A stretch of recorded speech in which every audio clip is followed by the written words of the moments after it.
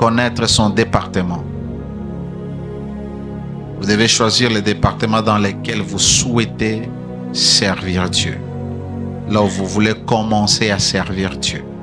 Le département ne définit pas forcément votre appel. Mais vous devez avoir quelque chose que vous faites dans la maison de Dieu. Mais vous le ferez dans un département bien précis. Alors nous allons lire ces passages. Romains chapitre 12.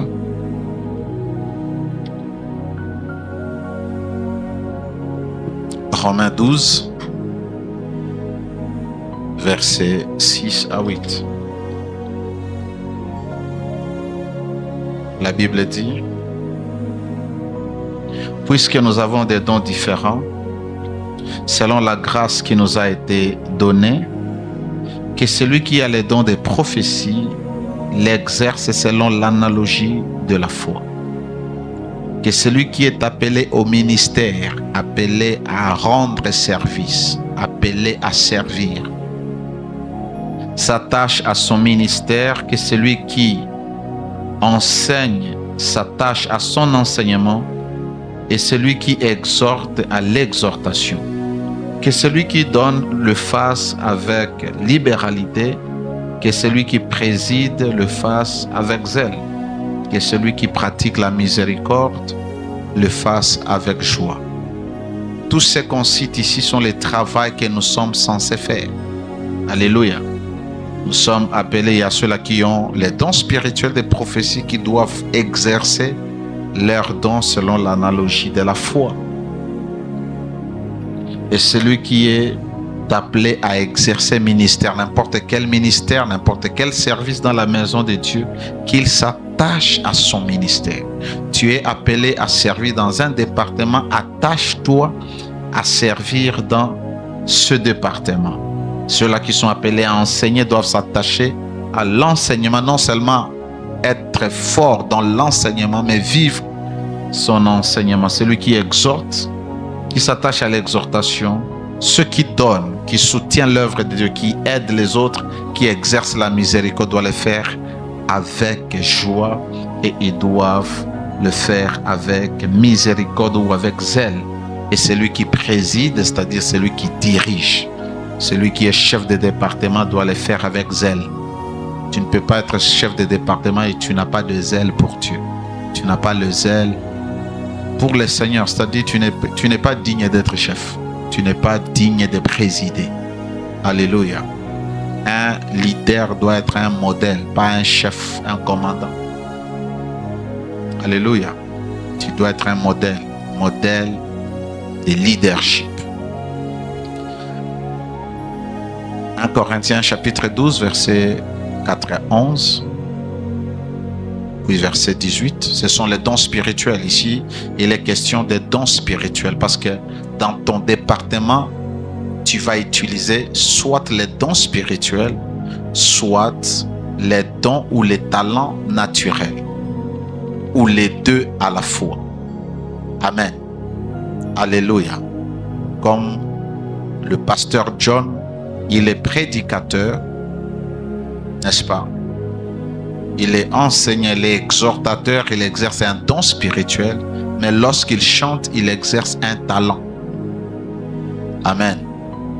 Le talent, j'avais dit que ce n'est pas un don spirituel, c'est la capacité que Dieu donne à quelqu'un. S'il décide de ne plus chanter pour Dieu, il va commencer à chanter pour le pays ou pour Ariane. Il va commencer à chanter. Le don ne va pas quitter là-bas. Ça va être le même don, mais ça ne sert plus pour l'édification du corps de Christ. Alléluia. Alors chacun de nous a un don ou deux dons ou trois dons selon que le Saint-Esprit lui a donné. Amen. Et nous devons exercer ces dons-là. Découvre ton don dans ton département et sers le Seigneur avec les dons que tu as. Chaque département est rattaché à une fonction que vous devez exercer dans l'église. Amen. Chaque département est rattaché à une fonction que nous sommes censés faire, exercer à l'église. Amen. Alors, nous avons plusieurs fonctions que nous voulons partager ici. Nous allons commencer d'abord par les fonctions spirituelles, n'est-ce pas? Et dans les fonctions spirituelles, nous avons 6 départements. Lorsque vous êtes dans l'un de ces départements, c'est-à-dire vous êtes dans le département qui exerce le ministère spirituel, les fonctions spirituelles. Spirituelles parce que ça élève notre esprit, parce que ça nous édifie spirituellement, parce que nous rendons cela à Dieu. Amen. Ou soit à son peuple dans le but d'atteindre les buts spirituels. C'est pourquoi nous disons que ce sont les fonctions spirituelles. Et dans les fonctions spirituelles, nous avons les départements de l'enseignement. Tu as les dons d'enseignement, les dons d'exhortation, c'est-à-dire tu es dans ce département. Il y a le département de l'intercession. Amen. Le département de l'intercession. Nous prions pour les âmes de Dieu. Nous prions et nous rendons ministère à Dieu, tout comme nous rendons ministère au peuple de Dieu dans le but spirituel. Nous avons le ministère, le département de modération. Ça, c'est la conduite des réunions. Alléluia. Dans la conduite des réunions, nous sommes en train de faire une activité spirituelle parce que nous sommes en train d'amener les gens vers Dieu. Nous coordonnons les choses pour que les cultes soient bien, mais nous utilisons notre talent d'organisation, n'est-ce pas, des maîtres de cérémonie, mais pour un objectif spirituel. Alléluia. Le modérateur peut dire aux gens maintenant, nous allons tenir debout pour adorer Dieu. Bien qu'il appelle les gens à faire cela, l'activité qui va se produire, c'est une activité spirituelle. Le département de la chorale, c'est dans les fonctions spirituelles. Ce que nous faisons, nous rendons un culte à Dieu.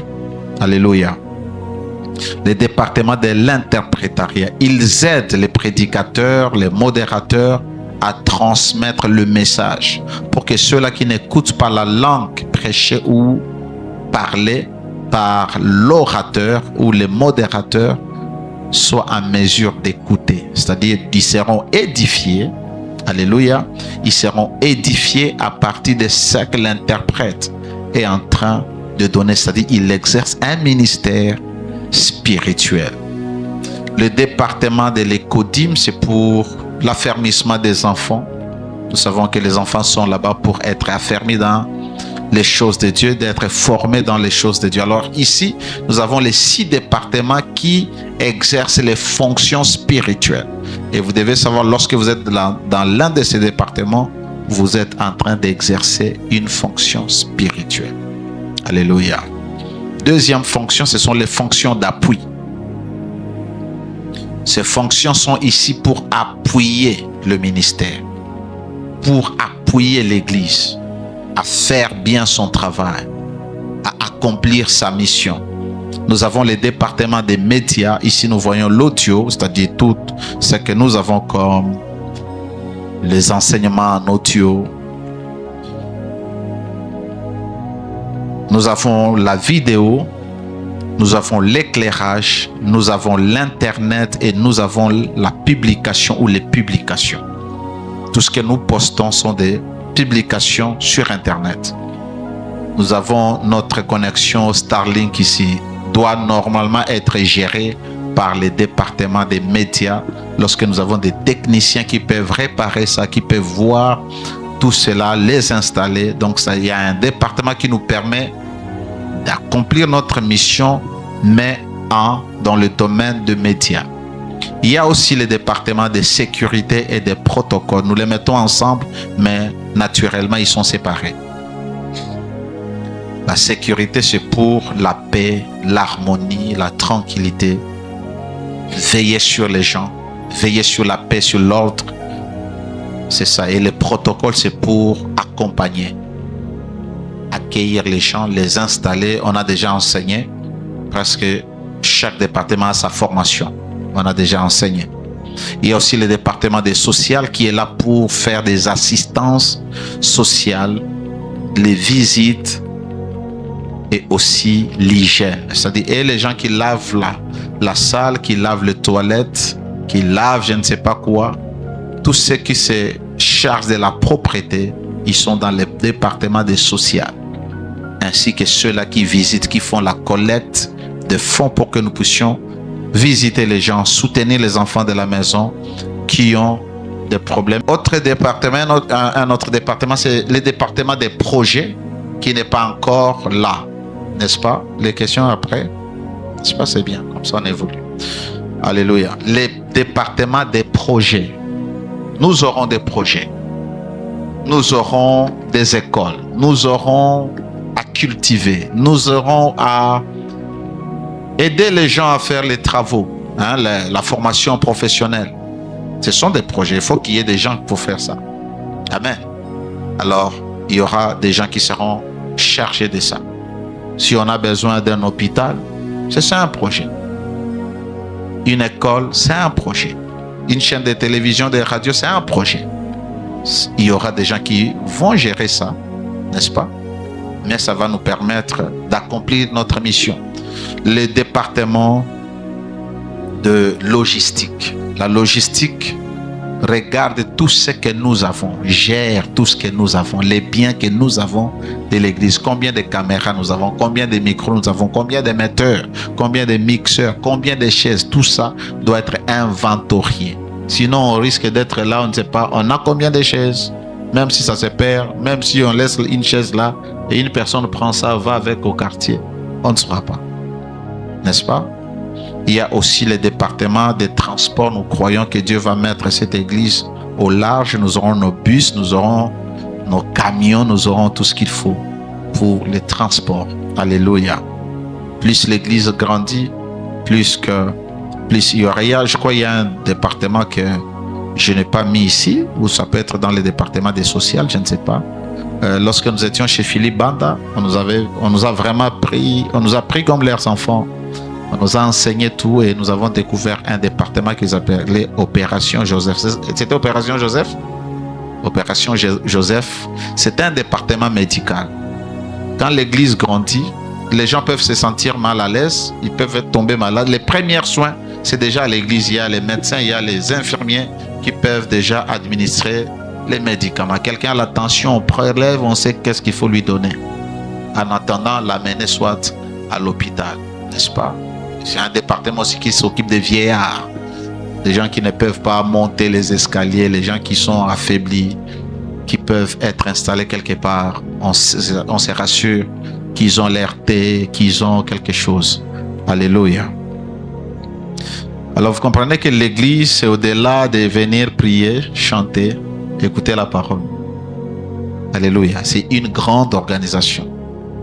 Amen.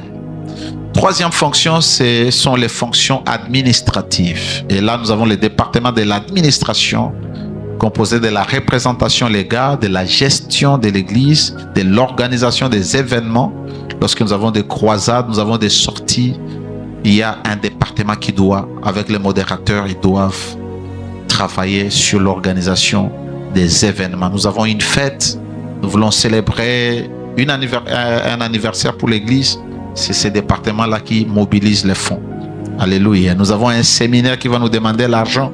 C'est ces départements qui travaillent, ainsi que tous les programmes. Ils organisent les événements ainsi que tous les programmes. Nous avons aussi le département des finances. Le département des finances regarde la comptabilité, la trésorerie, le partenariat ainsi que la commission des constructions. Construction, là nous voyons collecter les fonds pour l'achat de la parcelle, construire et tout ce qu'il faut. Comme nous avons ces projets-là. Alléluia. Lorsque vous prenez l'engagement de servir Dieu dans l'un ou l'autre département, veillez à ne pas le servir avec négligence. Lorsque vous décidez de servir Dieu, soyez sûr que vous n'êtes pas négligent, que vous ne faites pas l'œuvre de Dieu avec mollesse, que vous ne faites pas l'œuvre de Dieu selon votre agenda à vous. Lorsqu'on prend l'engagement de ne pas être tout simplement membre de l'église et de faire quelque chose, c'est-à-dire on se soumet à certaines règles, à certaines lois. Alléluia. Jérémie chapitre 48 verset 10, quelqu'un peut lire? Jérémie 48, verset 10. Alléluia. Amen. Nous lisons Jérémie 48, le 10e verset dans le nom de Jésus. Amen. Maudit soit celui qui fait l'œuvre de l'Éternel sans y mettre son cœur. Maudit soit qui refuse le sang à son épée. Ok, c'est bon. Amen. Maudit soit celui qui fait l'œuvre de Dieu sans mettre son cœur, sans être engagé, sans être conscient de ce qu'il est en train de faire. Quelqu'un peut lire lui second.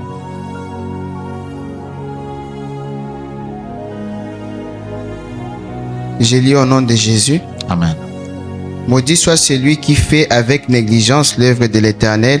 Ok. Vas-y. Maudit soit celui qui éloigne son épée du carnage. Alléluia. Maudit soit celui qui fait avec négligence l'œuvre de l'Éternel. Chaque fois que nous amenons un relâchement, chaque fois que notre cœur n'est plus engagé dans l'œuvre de Dieu, nous faisons pas ce qu'il faut faire. Ce n'est pas la bénédiction que nous attirons. C'est la malédiction que nous attirons.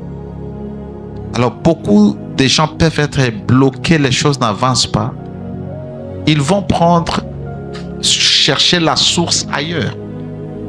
Regarde, hier j'ai lu un verset.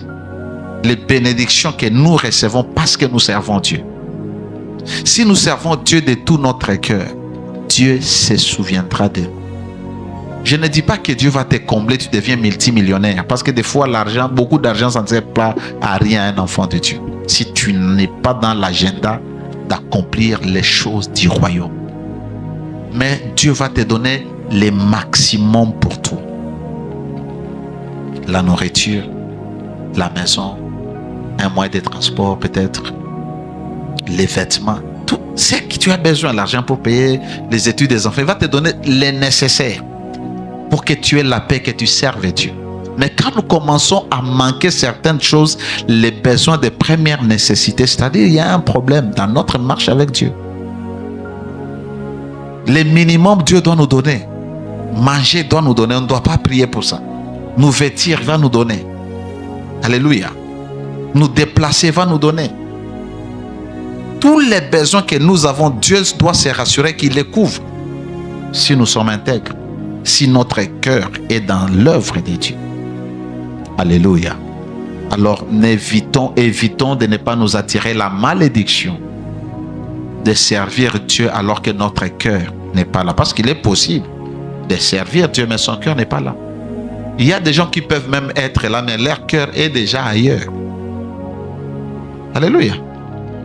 Il y a des gens qui, à chaque agenda, qui n'est qu'au présent, mais son cœur. Et là, tu ne peux pas avoir la bénédiction. Tu ne peux pas te bénir. Alléluia. Rappelez-vous que vous servez Dieu en servant les autres. Très important. On est serviteur de Dieu parce qu'on sert son peuple. Tu ne peux pas être dans ta chambre et puis servir Dieu à part l'adoration.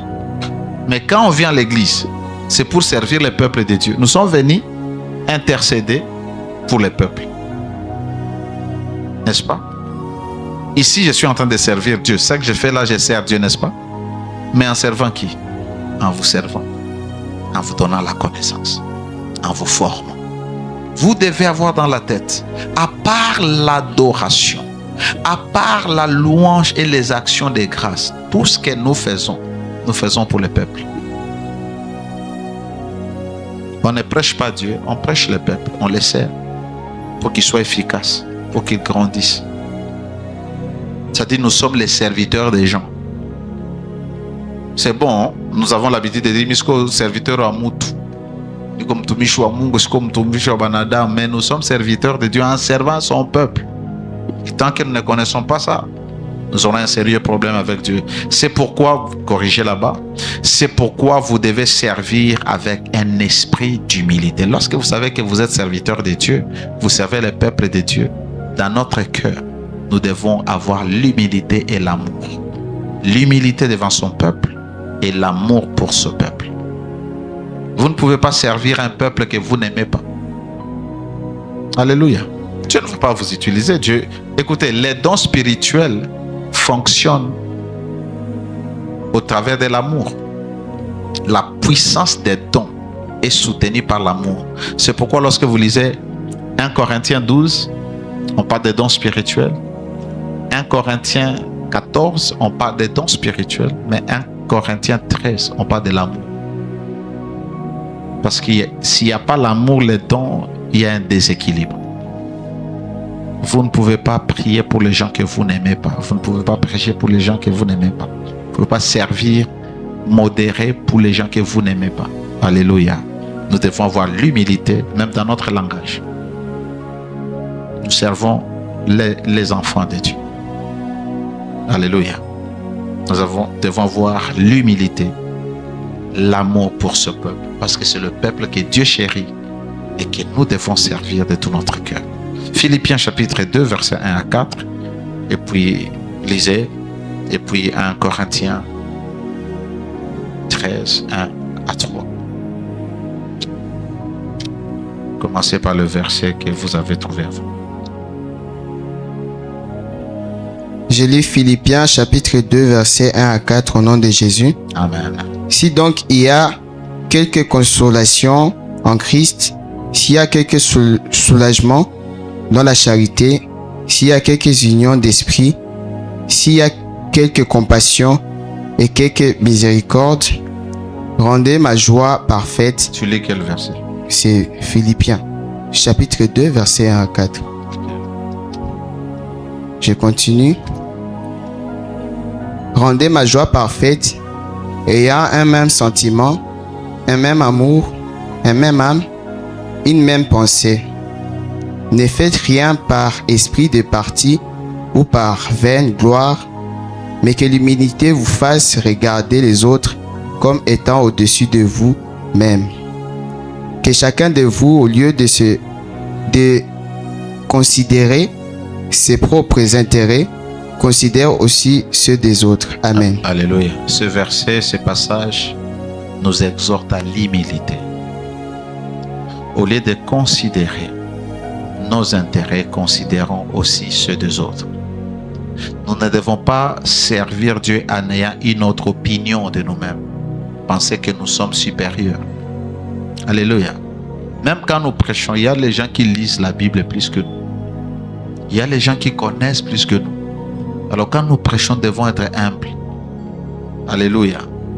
Nous devons être humbles. Alléluia. On continue.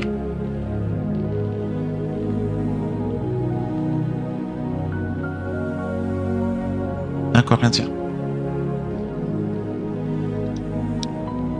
1 Corinthiens 13, 1 à 3. Je lis au nom de Jésus. Quand je parlerai les langues des hommes et des anges, si je n'ai pas la charité, je suis un airain qui résonne et une cymbale qui retentit. Et quand j'aurai les dons de prophétie, la science de tous les mystères et toute la connaissance, quand j'aurai même toute la foi jusqu'à transporter des montagnes, si je n'ai pas la charité, je ne suis rien. Et quand je distribuerai tous mes biens par amour pour la nourriture des pauvres, quand je livrerai même mon corps pour être brûlé, si je n'ai pas la charité, cela ne sert à rien. Tout ce que nous pouvons faire, si nous n'avons pas l'amour, notre travail est rien. Alléluia. Tout ce que nous devons faire, nous devons le faire parce que nous avons l'amour pour Dieu et l'amour pour son peuple.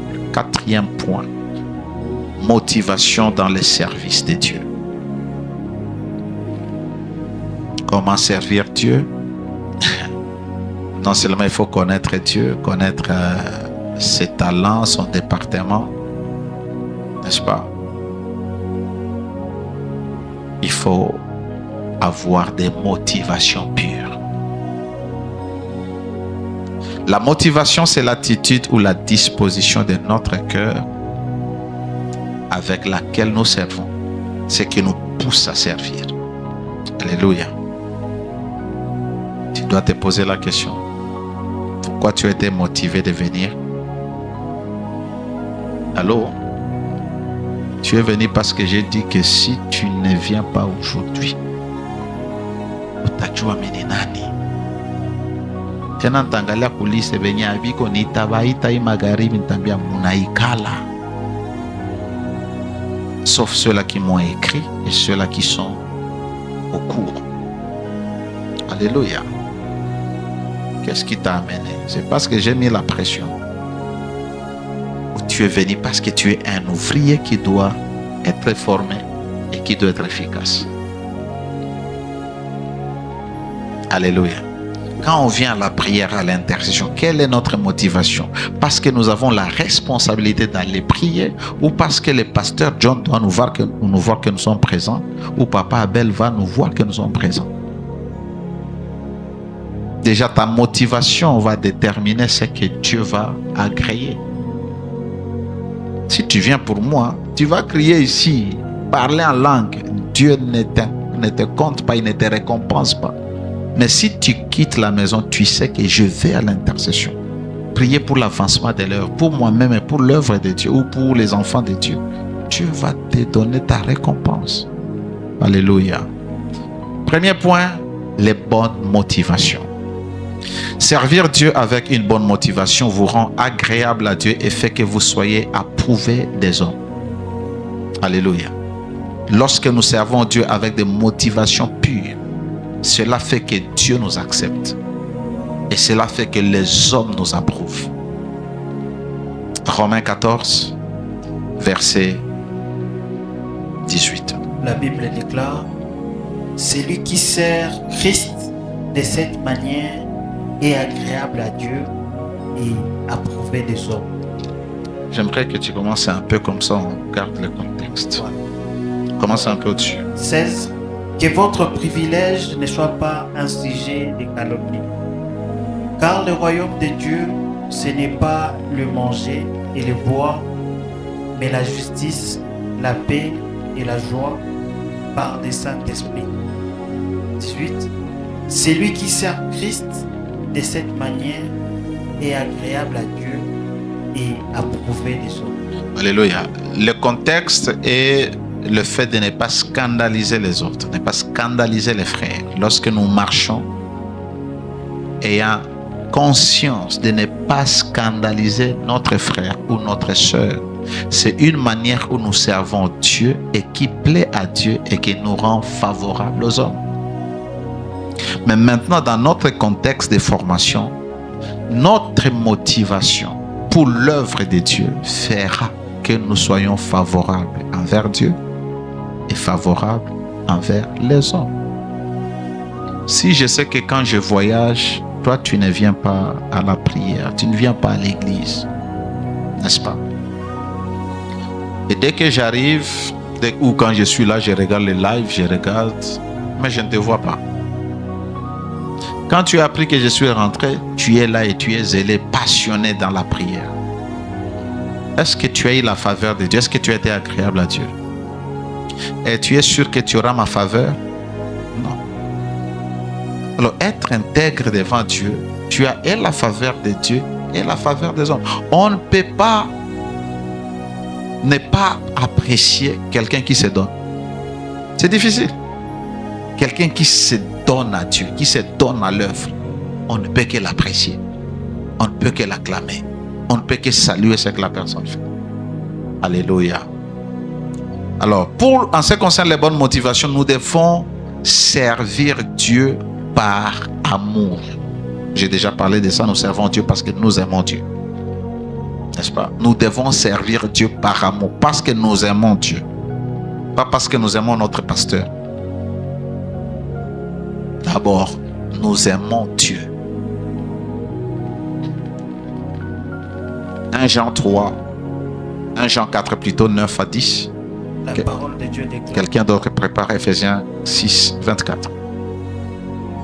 l'amour de Dieu a été manifesté envers nous en ce que Dieu a envoyé son Fils unique dans le monde, afin que nous vivions par lui. Verset 10. Et cet amour consiste non point en ce que nous avons aimé Dieu, mais en ce qu'il nous a aimés et a envoyé son Fils comme victime expiatoire pour nos péchés. Parole du Seigneur. Alléluia. Toute personne qui réalise l'amour de Dieu ou qui a la révélation de l'amour de Dieu ne peut qu'aimer Dieu et ne peut que le servir par amour. Parce que Dieu nous a aimés les premiers. Alléluia. Tu aimes Dieu et tu le sers parce que tu l'aimes. Le service authentique ne peut pas être séparé de l'amour. Tout ce que nous faisons pour Dieu, si c'est vrai, si c'est authentique, ça doit être poussé par l'amour.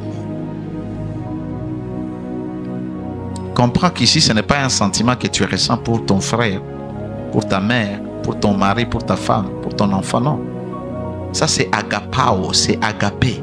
C'est un amour que tu ne peux pas expliquer, c'est un don qui est le fruit de la révélation que tu as de l'amour que Dieu t'a aimé. Regarde combien tu as grandi avec qui ne connaissent pas le Seigneur. D'autres sont morts dans les péchés. Mais pourquoi Dieu a pris le courage de venir te sauver toi pour que tu sois épargné du jugement éternel? Qu'est-ce que tu as donné? C'est lorsque tu réalises l'amour de Dieu que tu réponds à son amour. Il dit, nous aimons Dieu pas parce que nous l'aimons, parce que lui nous a aimés les premiers. Alléluia. On ne sert pas Dieu par contrainte, par obligation, par intérêt ou par vaine gloire. Vous ne pouvez pas servir Dieu parce qu'il y a la pression sur vous. Vous ne pouvez pas servir Dieu parce qu'on vous oblige de le servir. Pourquoi nous obligeons certaines choses? Parce que les gens doivent savoir qu'il y a, dans notre classe de disciples, je pense au début de cette classe, nous avons parlé de l'engagement. Celui qui veut me suivre, qu'il porte sa croix et qu'il me suive. C'est-à-dire, il y a l'engagement. Et lorsque tu es engagé, tu n'as plus d'autorité sur toi-même. C'est là que vient la soumission. Tu dois te soumettre. Et là où il faut se soumettre, c'est-à-dire il doit y avoir la pression. Ce n'est pas tyranniser, mais il faut la pression pour que les gens se sentent responsables. Alléluia. On ne sert pas Dieu par intérêt. Que je serve Dieu, je t'ai retrouvé Maïcha. La seule chose qui va te permettre de te retrouver, c'est avoir la vie éternelle, d'échapper au jugement dernier. En ce qui concerne la vie sur la terre, tu travailles. Tu appliques la sagesse. Tu contrôles tes émotions. Tu gères bien. Tu vas avancer. Alléluia. Tu ne sers pas pour la vaine gloire, pour que tu sois connu. Dès jours Dieu t'utilise, ça arrive jusqu'ici. Tu commences à porter ta Bible. Quand tu portes ta Bible, tu te sens mal. Tu sais, il y a des pasteurs comme ça, il vient, il trouve qu'il n'y a personne, et puis il prend son sac, il monte les escaliers, il se sent très mal. Il va même gronder sur les gens. Parce que la personne ne comprend pas. Même pour que les gens t'accompagnent, c'est un privilège. Ces gens, ils servent Dieu en te servant. C'est-à-dire, ils ne te servent pas normalement, ils sont en train de servir Dieu. Alléluia. Alors, on ne sert pas Dieu par vaine gloire. Servir Dieu devait être une réponse volontaire à son amour pour nous. C'est-à-dire, Dieu nous a aimés, nous avons réalisé son amour et nous nous donnons pour les servir. Plus nous sommes conscients de l'amour de Dieu en Jésus-Christ, plus nous allons nous engager à le servir. Voyons le cas de l'apôtre Paul. Acte 9, verset 20, puis 1 Timothée chapitre 1er, verset 12 à 14. Acte 9, verset 20. Nous lisons au nom de Jésus. Amen. Et aussitôt, il prêcha dans les synagogues que Jésus est le Fils de Dieu. Parole de Dieu. Qu'est-ce qu'il a fait? Il a prêché. Il a servi à Dieu. Mais lisons Timothée.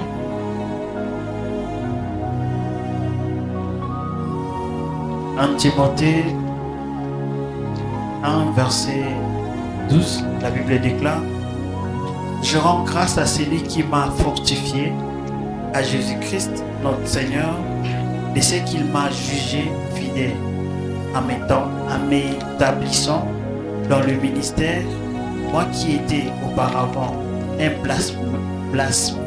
Blasphémateur. un persécuteur, un homme violent, mais j'ai obtenu miséricorde parce que j'agissais par ignorance dans l'incrédulité. Et la grâce de notre Seigneur a surabondé avec la foi et la charité qui est en Jésus-Christ. Alléluia. Cet homme, il commence lorsqu'il écrit à Timothée. Ce n'est pas Timothée qui a écrit cette lettre, c'est Paul qui a écrit à Timothée. Alléluia. Il est en train de lui dire sa vie passée. Comment est-ce qu'il était méchant? Comment est-ce qu'il persécutait l'église? Mais Dieu lui a accordé grâce. Et pour cela, il a commencé à servir. Imaginez, cet homme ne s'est même plus marié. À cause de la charge qu'il avait à accomplir la mission, à accomplir la grande commission. Alléluia. Il était dans les prisons. Pourquoi? Parce qu'il aimait Dieu. Et il a su, lorsque nous lisons dans Romains 8, il dit, peu importe ce qu'il pouvait faire face, endurer, à cause de cet amour, rien ne pouvait le séparer. Alléluia. L'amour qu'il avait pour Dieu, ce n'était pas le problème, ce n'était pas la maladie, ce n'était pas les emprisonnements qui pouvaient lui séparer de l'amour qu'il avait pour Dieu. Lorsque nous lisons ce passage, ce n'est pas l'amour de Dieu pour nous. Parce qu'il est en train de dire tout ce qu'il a traversé et l'amour qu'il a pour Dieu. Rien ne peut lui séparer de cet amour. Pourquoi? Parce qu'il y a des gens qui peuvent abandonner Dieu à cause de la souffrance.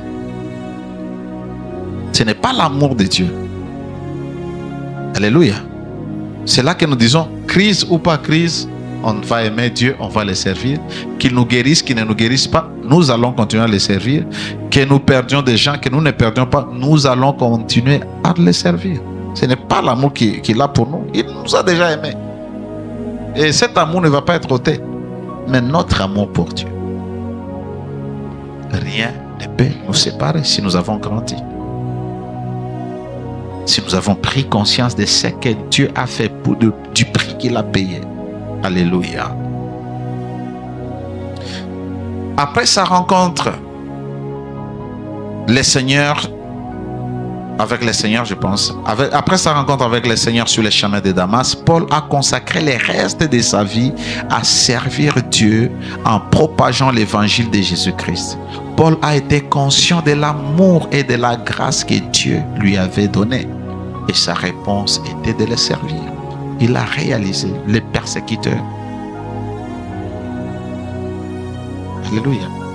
Le méchant, l'homme zélé à punir, à détruire, à ligoter les chrétiens.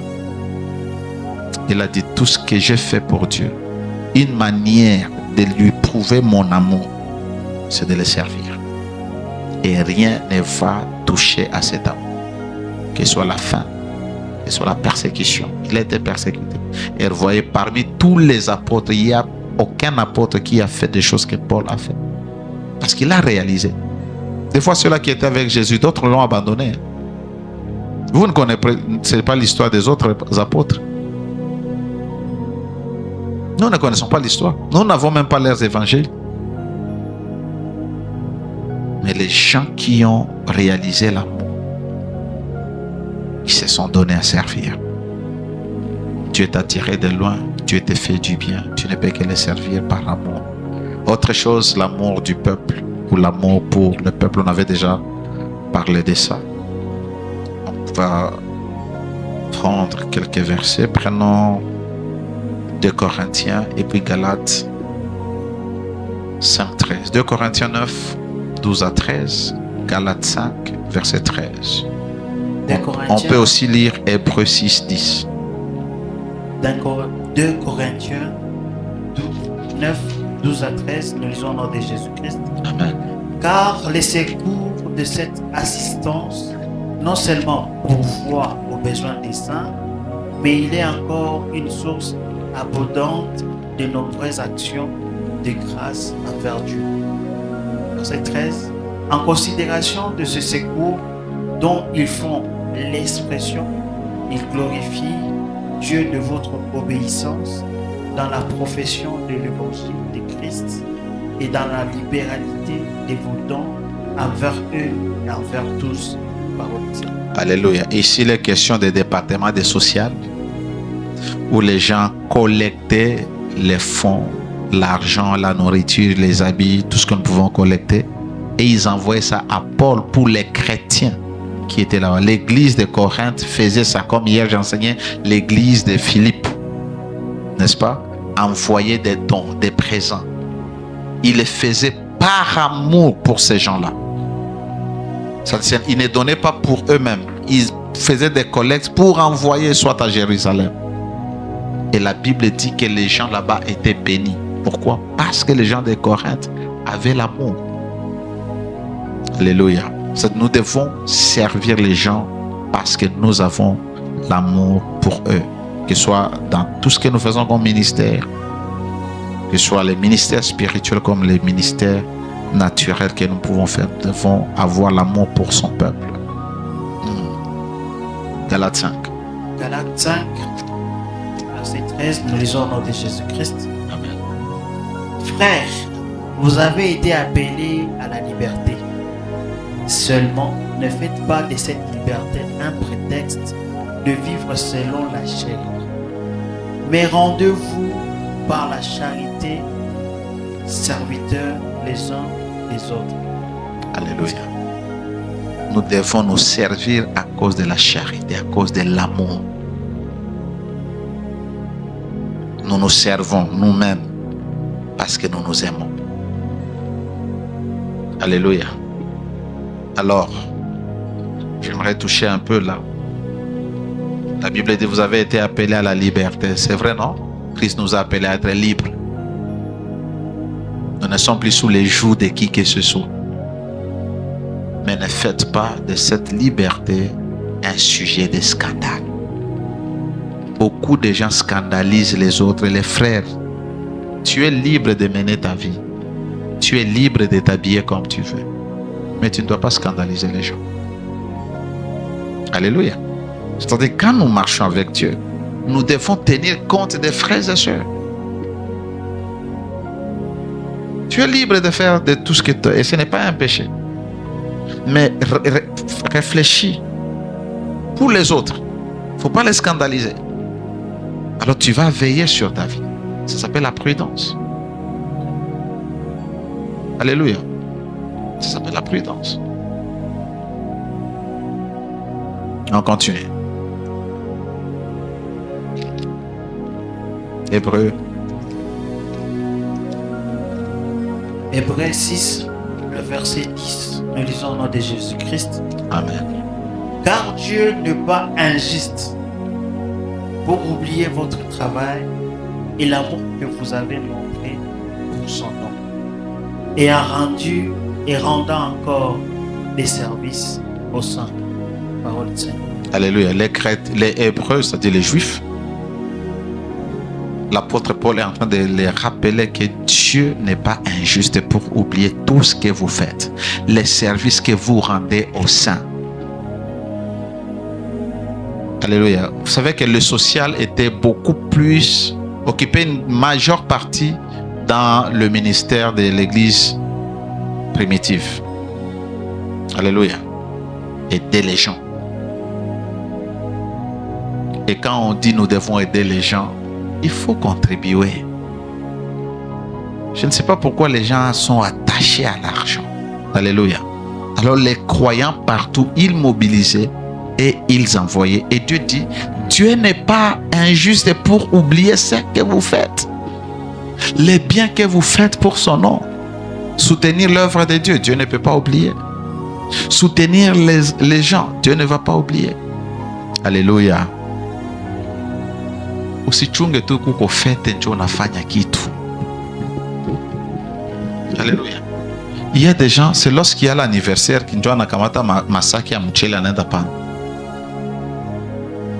Wanapana kila siku kuwe maisha yako. Njo maisha ki Kristo. L'œuvre, la vie chrétienne est soutenue par la charité. Et laissez-moi vous dire, le plus haut niveau de la spiritualité, c'est l'amour. Ce n'est pas voir les visions, ce n'est pas prêcher, ce n'est pas prophétiser, c'est l'amour. Alléluia. Les 5 000 là que tu as, les 5 000 francs, c'est beaucoup déjà pour quelqu'un. Les 10 000 là que tu as, que tu vas acheter à la fin ici, les arachides, les cacahuètes. Quelqu'un peut aller acheter les lenga-lenga, un peu de foufou et manger avec la famille la nuit. Ça, les 10 000 là. C'est pourquoi des fois, il faut prier. Seigneur, ouvre mes yeux pour que je voie les besoins des autres. Pas seulement les visions et savoir que l'autre est sorcier, celui-là, sa chambre a un lit à côté, et puis il y a une table ici, et puis il y a un petit tapis, et puis je vois les souliers rangés. Mais c'est comme ça que dans la chambre ça doit être. C'est comme ça que ça doit être. Les souliers rangés, c'est comme ça. Il n'y a pas de prophétie. Vois les besoins des autres. Observe. Regarde. Comme tu nena mona tuna huyu anafanana masiku ewane vitu avipite kwa mikono yake. Tu mets la main, frère, je n'ai rien, mais il 5 000 tu le partages. Tu ne sais pas ce que les 5 000 peut faire. Mwenzako anauza tu fursana na anauza chapati mbili na anaenda lala. Alléluia. Ce que tu as ou ce que tu méprises, quelqu'un a besoin. Vivons dans l'amour. L'amour, Dieu est amour. Alléluia. Nous servons Dieu en servant son peuple et Dieu nous récompensera pour le travail basé sur l'amour. Comment tu pries pour les enfants d'Impact? Est-ce que tu te réveilles pour prier pour les enfants d'Impact?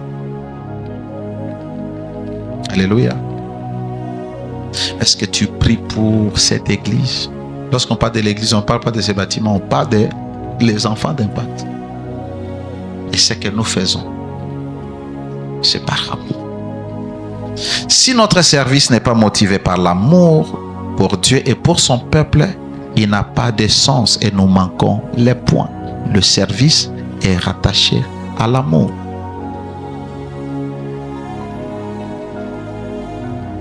Alors que nous approchons la fin des temps, l'amour d'un grand nombre se refroidira et les gens deviendront de plus en plus insouciants. C'est biblique. C'est Jésus qui avait dit ça dans Matthieu 24. L'amour de plusieurs personnes va se refroidir. Le temps de la fin, Jésus a déjà dit, parmi les signes du temps de la fin. Laissez-moi, j'aime lire ce passage. Je l'avais enseigné ici, je l'avais enseigné dans le pain quotidien. Et aussi même à Héritage TV, j'avais enseigné ça. Matthieu 24.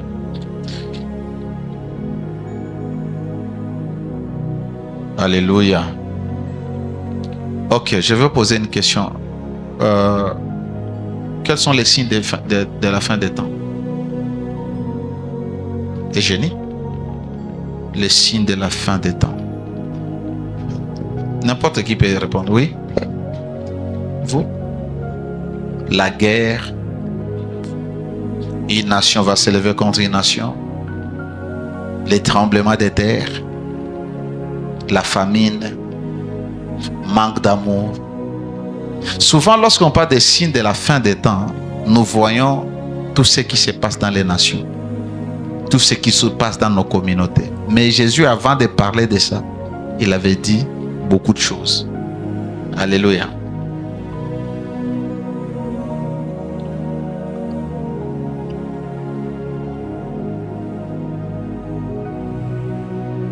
Il a parlé de terre, de tremblements de terre, et il a parlé de la séduction. Il se révélera des faux prophètes pour séduire plusieurs personnes. Souvent, nous ne tenons pas compte de ça. Que dans les églises, Satan va élever des serviteurs qui auront pour mission de séduire le peuple de Dieu. Et la séduction, c'est présenter la vérité dans le but de perdre. dans le but de perdre. On va prêcher l'évangile, mais pour perdre les gens. Maintenant, notre foi va être focalisée, pas sur la sainte doctrine, mais sur autre chose, qui est dans la Bible, mais pour nous perdre. Des faux docteurs. Et le verset, c'était le verset 12, n'est-ce pas? Il dit quoi? Parce que l'iniquité sera accrue, la charité du plus grand nombre se refroidira. L'amour de beaucoup de gens se refroidira. Et quand vous regardez aujourd'hui, l'amour que les gens avaient dans les années 80, ce n'est plus l'amour que les gens ont maintenant. L'amour que les chrétiens avaient dans ces années-là, les années 90, ce n'est pas l'amour que les gens ont maintenant. Alléluia. Aujourd'hui, les chrétiens souhaitent que le malheur atteigne les autres. Vous voyez même les prières. Hein? Il y a des gens qui prient pour que le malheur atteigne les autres. Et puis quand vous faites des prières comme ça, Dieu n'a jamais tué quelqu'un. Dieu ne tue pas les gens parce que Dieu dit de les tuer. Alléluia. L'amour a refroidi. C'est pourquoi quand bien même le malheur arrive à certaines personnes, d'autres acclament. Ils se contentent. Nasikia bakristo vinamfikia kwanza naye anakoma. Alléluia. L'amour de plusieurs se refroidira. Et Satan s'arrangera que les chrétiens prient beaucoup. Usizanie masiku kama utakiomba ni wewe sio shetani. Ni wewe na malourdeur zako na ma désir de la chair zako. Satan n'a plus besoin d'attaquer ta prière. Il va te laisser prier, aller dans une retraite, aller à la montagne, jeûner, prier. Mais il va se rassurer que tu n'as pas l'amour. C'est pourquoi quand les malheurs arrivent aux uns, on est content. Quelqu'un perd son frère, son mari, sa femme, son père, sa mère, on est content. Alléluia. Quand les malheurs arrivent, on est content. On pense que les malheurs, c'est pour les autres.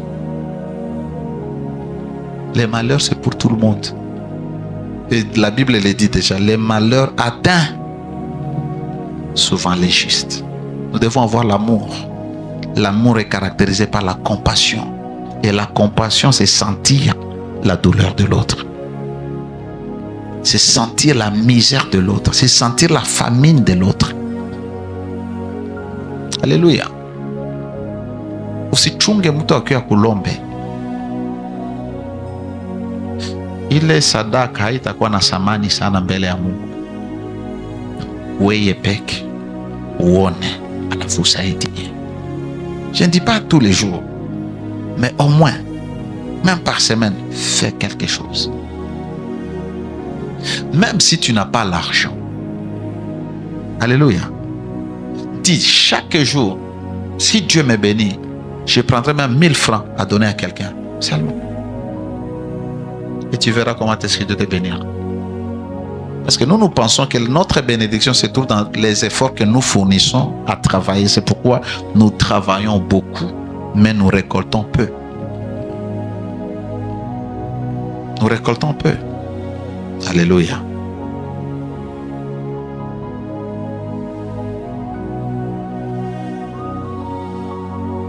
Nous devons servir pour la gloire de Dieu. On ne sert pas pour la vaine gloire, on sert pour la gloire de Dieu. 1 Pierre 4 et 11. 1 Pierre 4 et 11. Nous lisons au nom de Jésus-Christ. Amen. Si quelqu'un parle, que ce soit comme annonçant les oracles de Dieu. Si quelqu'un remplit un ministère, qu'il les remplisse selon la force que Dieu communique. Enfin, qu'en toutes choses, Dieu soit glorifié par Jésus-Christ. Tout ce que nous allons faire, que soit prêché, que soit balayé, que soit chanté, nous devons le faire pour que Dieu soit glorifié. Alléluia. Et chacun de nous, lorsque Dieu t'utilise ou lorsque tu termines de faire quelque chose, prie. Remercie Dieu de te rendre capable, de t'avoir soutenu. Et apprends à rendre toute la gloire à Dieu. Tu as modéré. La vie de Dieu s'est manifestée. Rends la gloire à Dieu. Tu as prêché. La puissance de Dieu a été démontrée. Rends gloire à Dieu. Rentre à la maison, dis merci Seigneur de m'avoir utilisé, mais que toute la gloire te revienne. Apprends ça. Ça gardera ton cœur dans l'humilité. Parce que des fois,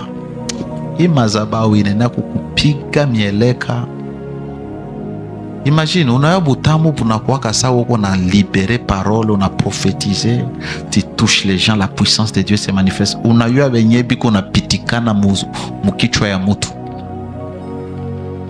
Mtu wa ndani, le fou là, il fait la gloire. Il te dit, tu deviens spécial. Toi aussi, tu as monté, tu as les choses de Dieu. Ça monte. Pour te guérir, rends la gloire à Dieu. Va là-bas. Mets-toi à genoux, Seigneur, toute la gloire à toi. Je me dépouille des honneurs, je me dépouille des fleurs, je les jette à toi. Parce que demain, les gens vont t'acclamer. Hey, les frères, quand il prend les micros, il ouvre la bouche, la salle est en feu. Quand tu écoutes ça, ou comme Adam, et tout homme veut les compliments. Tout le monde veut les applaudissements, veut les compliments. Si tu ne sais pas gérer ces compliments, tu vas tomber dans les pièges de leur cœur. Et Dieu te rejettera. Alléluia. Que tout ce que nous faisons soit pour la gloire de Dieu, pas pour la gloire de l'homme, mais pour la gloire de Dieu. C'est pourquoi tu ne vas pas relâcher, parce que tu sais que tout ce que tu fais, c'est pour la gloire de Dieu. Tu le fais pour Dieu, pour qu'il soit glorifié. Alléluia. Alléluia. Tu arranges la salle qui soit propre pour que Dieu soit. Tu travailles les toilettes pour que ça soit propre, pour que Dieu soit. Tu chantes pour que Dieu soit. Tu prêches, tu modères pour que Dieu soit. Tu prends les vidéos pour que Dieu soit. Tu fais les sons pour que Dieu soit. Tout ce que nous faisons, c'est pour que Dieu soit glorifié. Alléluia. Faites toutes choses pour la gloire de Dieu, afin que seul son nom soit glorifié et non pas vous. Ce n'est pas votre gloire. Ce n'est pas vos acclamations. Pour cela, il faut à tout prix éviter toute vaine gloire qui cherche à attirer l'attention, les regards, les éloges sur soi et non sur Christ. Les gens vont t'applaudir. Tu as bien chanté, mon frère, ma soeur. Tu as bien prêché. Alléluia. Mais que ces éloges n'entrent pas dans ton cœur. Même si, je ne dis pas que si les gens te disent que tu as bien prêché, tu vas dire non, moi je ne sais pas prêcher, c'est toute la gloire à Dieu. Ça, c'est la fausse humilité, c'est la fausse modestie. Dans ton cœur, pendant qu'on te donne les fleurs, donne gloire à Dieu. Seigneur, toute la gloire à toi. Pas à moi, à toi la gloire. Mais quand quelqu'un te dit tu as bien prêché, dis merci. Merci ne veut pas dire que tu es orgueilleux. Tu peux dire ah merci beaucoup. Mais tu as bien prêché, où le sentir? Il y a un élément. Dimanche, il y a un élément. Et là, on va tomber dans les pièges de se prendre au-dessus des autres. Et aussi, on va commencer à se comparer. Moi, j'ai prêché plus que tel. Papa, il ne connaît rien. Moi, quand je prends les micros, tu vas sentir la profondeur. Qui t'a dit que la parole de Dieu a besoin de la profondeur? La parole a besoin d'être expliquée pour que les gens comprennent la pensée de Dieu. Jésus, il avait quelle profondeur? Mais nous voulons amener la profondeur dans ce que Jésus enseignait. Jésus enseignait, laissez les enfants venir à moi. Mais toi, la profondeur, les enfants, tu dois décortiquer. Venir, tu décortiques. Simplicité. C'est pourquoi tu vois quand j'enseigne, point, j'explique les points, c'est tout. Et je donne les versets qui soutiennent les points. Bila kuingia ndani. Alléluia. Pourquoi si moi niliwezaka ingia, quand j'ai parlé, je l'ai lui appelé Hébron. Je lui appelé Hébron. Il alikuwa analomba révélation, ilikuwa naomba niingie ndani juu yuwe. Alléluia. Pourquoi? Parce que on a reçu beaucoup de compliments. Jonathan, Jonathan anachezesha watu anembaka bien ule kiana, ça entre. Après un temps, Jonathan a mis tenda ko répétition, tenda on babila font répétition. Heureusement c'est impact, tu ne fais pas la répétition, tu ne chantes pas. Même si tu as fait la répétition les samedis ou les chaises, mais tu n'es pas venu à l'intercession du matin, tu ne chantes pas. On prend quelqu'un d'autre. Alléluia.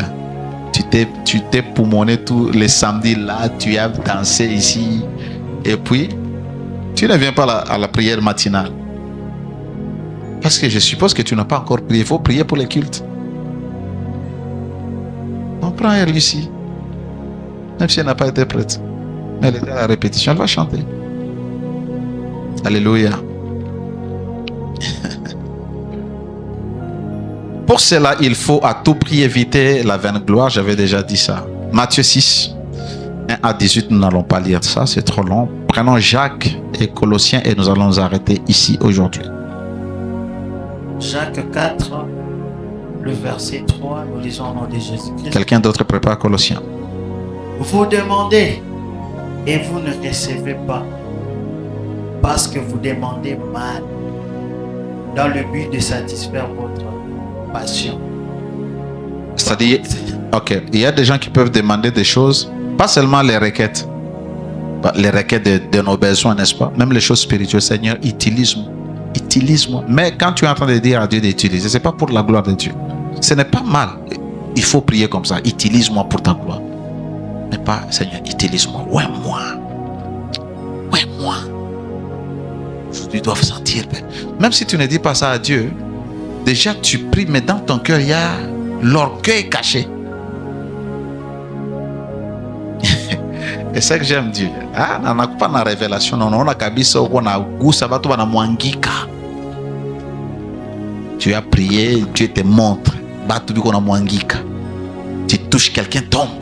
Et tu viens, bien-aimé, aujourd'hui, attachez vos ceintures. J'ai prié, j'étais dans la présence de Dieu, c'était fort. Le Seigneur m'a donné un signe. Quand tu prêches, tu chasses les démons, aucun signe, pas même une mouche qui bouge.